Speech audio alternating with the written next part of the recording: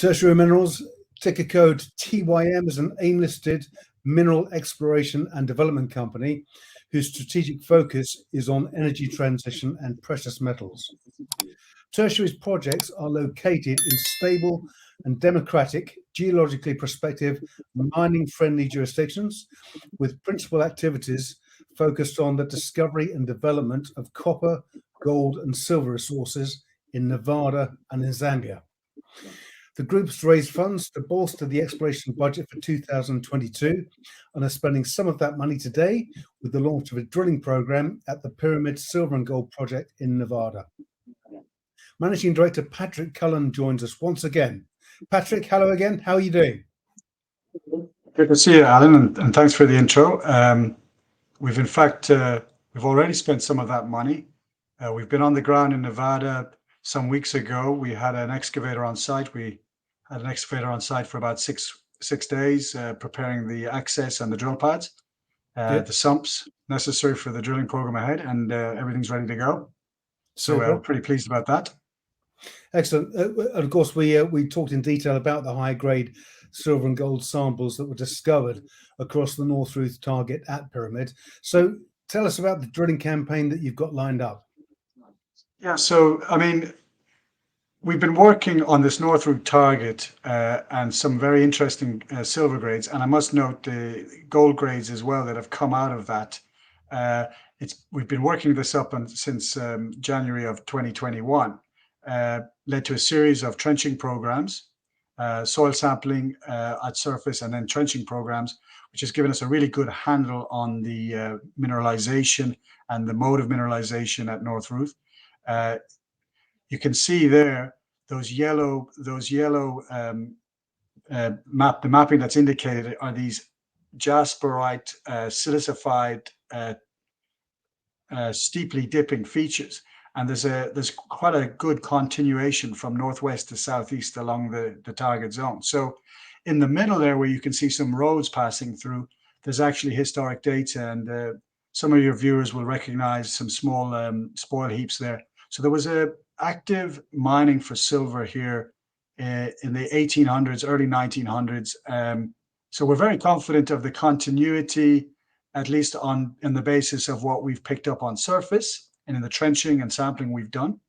The next logical step is, of course, to drill it. So we committed to that at the end of last year, and I'm very pleased to say that that's going to happen on schedule very early in March.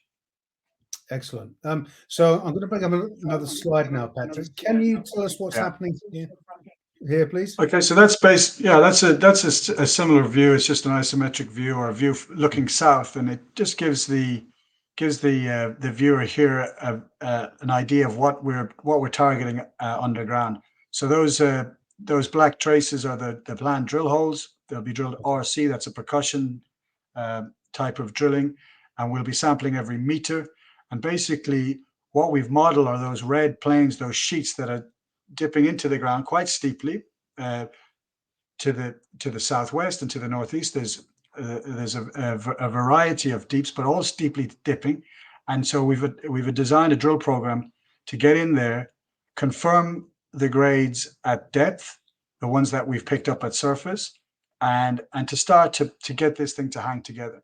As I pointed out earlier, the gap between those two boreholes in the south and the 4 boreholes planned in the north, there's mining activity there. So, as a first pass, prefer not to drill into areas where there's potentially historic excavations, but again, I just want to underline that we believe there's, with the significant work that's in evidence, that there's grade and continuity there. So yeah, that basically gives you a kind of a sense of what the challenge is and what we're going to do. Well, that looks great, Patrick, and it must have been exciting when you made the further discoveries and discovered that the area that you were looking at was actually larger than you'd initially thought. Well, that's the thing. So we're looking at a substantial surface expression. We've established 530 meters in strike length. There's zones that are up to I think 47 meters in width. Some high grades individually. We've got grades in the trenches up to 585 grams a ton silver. There's There's gold grades over 0.5 ton associated with some of that sampling. The rock chip sampling we've done once we started to get our eye in and understand the geology better. The geologist there who's on site, and I must add, is the same geologist who's worked from the beginning of this program and will be overseeing the drill program as well. It's quite important. So we've got that continuity in terms of expertise. Once they got the eye and he was able to start to pick things more selectively, and we got some very high grades, and very excited about that. But really now that we're at the stage where the drill program is what's going to lead us going forward. Demonstrate continuity, demonstrate grade at depth, and really start to get a sense of what's the scale of this. And then we can, there would follow more programs of drilling, potentially diamond drilling to give us a core, which would give us better structural and controls and in-depth understanding of the mineralization controls. But for now, the RC method is the way to go. Just on the RC, diamond drilling or core drilling in Nevada is a lot more expensive than the percussion method. Mm-hmm. But the percussion method also brings its own challenges in that pretty much everybody else is doing similar things. Rigs that can access difficult locations without having to produce a lot of roads and infrastructure going in. They're very hard to get a hold of in Nevada at the moment. Nevada is a top-rated jurisdiction globally. There's a lot of activity. The majors are mining and exploring. There are many juniors that are exploring for gold, for silver, for other metals, copper, like we are busy at Brunson Pass. And I think that we're very having committed to a Q1 drill program and to be able to get a rig on this notice, we're very pleased about that and very excited to move along according to our original schedule. Excellent. Yeah, I mean, Nevada is prolific, isn't it, in terms of gold production and the other companies operating there. So it must be a really exciting time for you.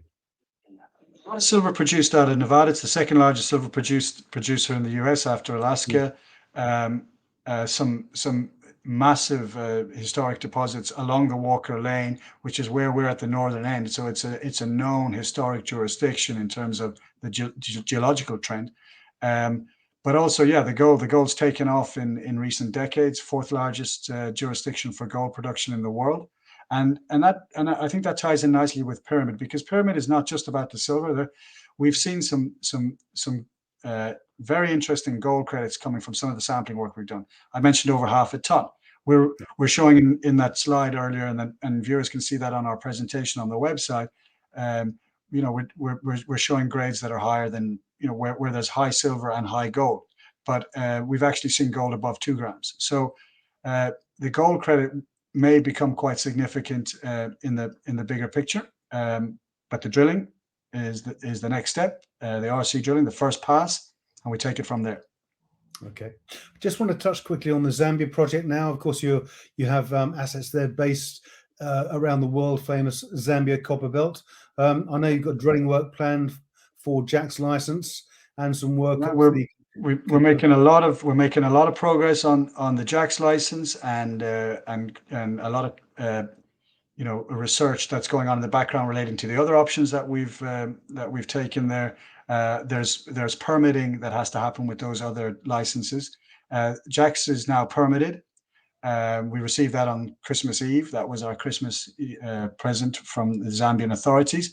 We're tidying up on the last few things, water permitting for the drilling and so forth, all in order, all moving ahead, talking to the contractors, and I hope to have news on that relatively soon, in fact. But and I'll be traveling down there at the end of March and getting onto the ground again, and very excited for that. But I will be myself in Nevada, still finalizing flights, but I'll be there quite soon at the beginning of that program, I hope, that's coming up at Pyramid. It won't be a long program. It should take us about a week or maybe 10 days at tops. We're going to drill 24-hour. And we've got the relationships there, the laboratories, the geologist who's overseeing it, well established. So I think it's going to run as smooth as any of these things can. It's my first time drilling in Nevada. I'm looking forward to it. and I'm very excited about the potential for Pyramid. Excellent. So a very busy time coming up for you and for the company. What else are you aiming to achieve in the next few months? I've got a slide here for us to talk through. So we're on target to drill that Q1 Pyramid program. We've made a lot of advance in terms of the desktop studies, and especially at Jax, where we've been compiling data. We've got borehole logs, various data that's come in historic. We're looking, and I would say we're on track to drill at Jax in Q2. I mean, that's a weather issue, right?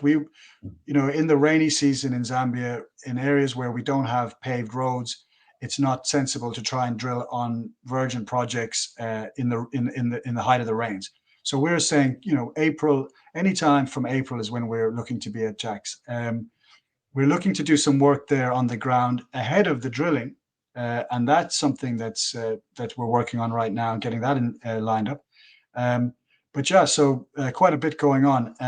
And Brunton Pass, we're still looking at trenching in this quarter. It might become a bit too busy to manage all of these together at the same time, so we'll see how that goes. But we've done the permit applications. That's in process. Expecting to get the go ahead there any day now, actually, or in the next couple of weeks at least. Excellent. Well, Patrick, we'll no doubt be speaking again very shortly, but it just remains for me to say thank you very much for joining us today. Okay, I appreciate it, Alan. Thanks very much.